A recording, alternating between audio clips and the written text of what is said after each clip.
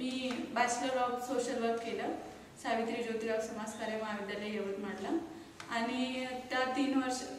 ते पण मला राजू सरांकडून माहीत पडलं होतं की BSW काय आहे। सर नेर तालुक्यात फेलोशिप करत होते, काही मित्रमैत्रिणीकडून माहिती मिळाली बॅचलर ऑफ सोशल वर्कबद्दल। तर मग नंतर मी एक यवतमाळ या ठिकाणी गेले आणि बॅचलर ऑफ सोशल वर्क करायला। ते डिस्ट्रिक्ट लेवलला पण मी माझ्या गावातून एक पहिली मुलगी होती की मी डिस्ट्रिक्ट लेवलला शिकायला गेले सोशल वर्कचं एज्युकेशन घ्यायला। तर नंतर मग काही माझं ग्रॅज्युएशन संपलं, ते पॅन्डेमिकच्या शेवटल्या काळातच मग मी स्टडीला एकलव्यला जोडले आणि क्रॅश कोर्स केला 2022ला आणि क्रॅश कोर्स करून मी TS APU DU सारख्या ठिकाणी सेंट्रल युनिव्हर्सिटीच्या इन्फॉर्मेशन मिळाल्या आणि यामध्ये सर्वात मोठा योगदान माझ्या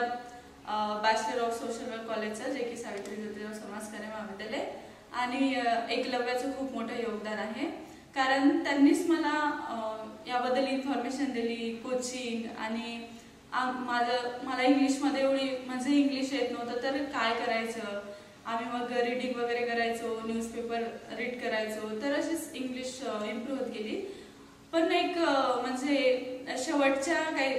लास्ट इयरला फायनलच्या आमच्या गावातील किंवा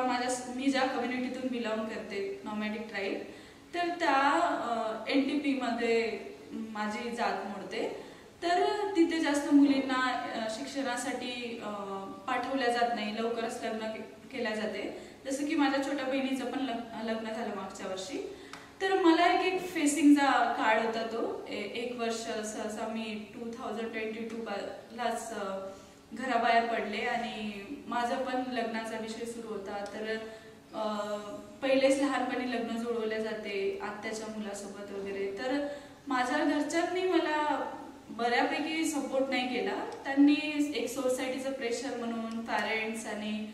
एक नातेवाईकाचं प्रेशर म्हणून त्यांनी मला सपोर्ट नाही केला। पण जे एकलव्यातली राजू सर असेल, प्रशांत दादा असेल किंवा आकाश दादा, स्मिताताई असेल, पूर्ण एक एकलव्य माझी टीम आहे आणि सावित्री ज्योतिराव समाजकार्यामधले जे प्राध्यापक आहेत जसं की दर्ने सर यांनी मला एक मुलीचा दर्जा दिला आणि सर्व मग मी त्यांचा एक सपोर्ट घेऊन बाहेर पडले आणि नंतर मग मी 1 वर्षाचा PG डिप्लोमा केला sustainable rural reconstruction Gandhi research फाउंडेशनला आणि त्या काळात मग मी मानसिकता माझी थोडी ढासळलेली होती, तर मला मानसिक पण आधार दिला गेला यादव संस्थेकडून, एकलव्याकडून सपोर्ट झाला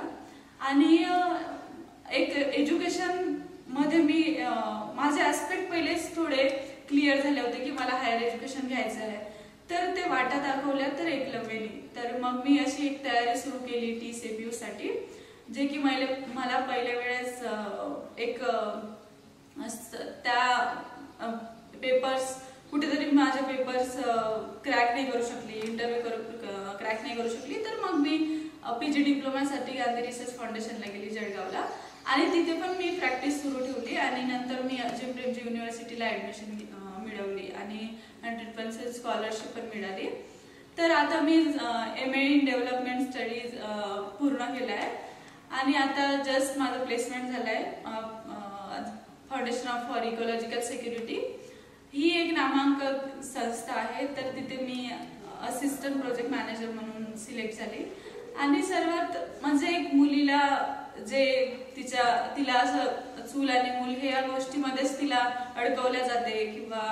मुलींना त्याच दृष्टिकोनातून बघितल्या जाते की मुलगी फक्त घरचेच कामं करू शकते आणि लहानपणापासून माइंडसेट बनवल्या जाते की मुलीचं लग्न होणार आहे, ती बाहेर जाणार आहे, तर तिला का एज्युकेशन नाही दिलं पाहिजे किंवा का तिला सपोर्ट केला जात नाही। तर हे समाजाच्या आणि एकंदरीत घरच्या कुठेतरी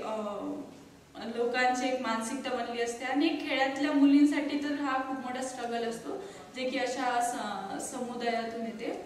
आणि आता तर सहसा घरचं वातावरण थोडंसं नॉर्मल झालं आहे, जे की सर्वजण बोलतात वगैरे।